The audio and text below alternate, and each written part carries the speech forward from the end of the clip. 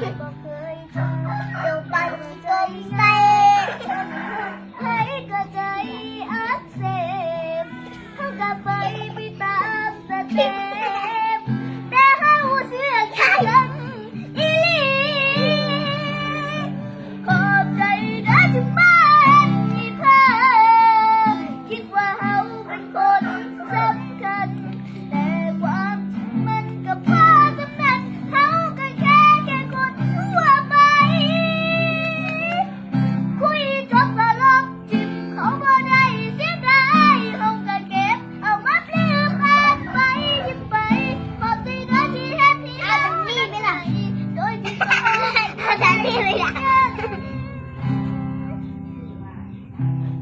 รู้สึกดีแต่พ้นไปบ่ได้หาจักอย่างเริ่มมีหวังแต่ก็ต้องหมดหวังไม่ซื่อกับรู้สึก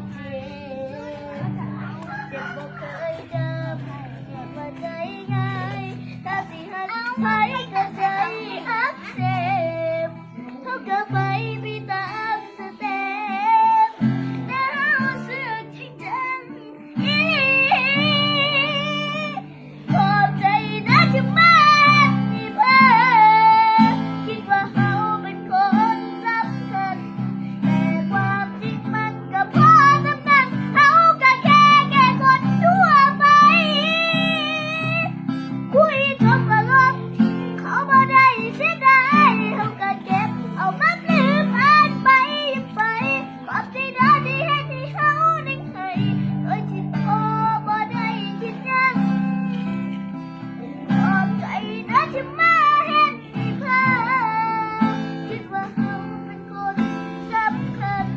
แต่ความจริงมันก็พอสำคัญเฮาก็แค่คนทั่วไป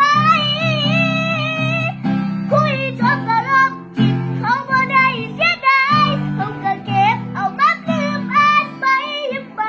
ขอบใจนะที่เฮ็ดให้เฮานั้นให้โดยที่โต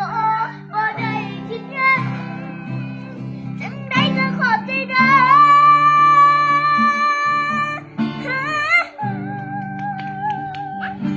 ขอบใจโตอีหลี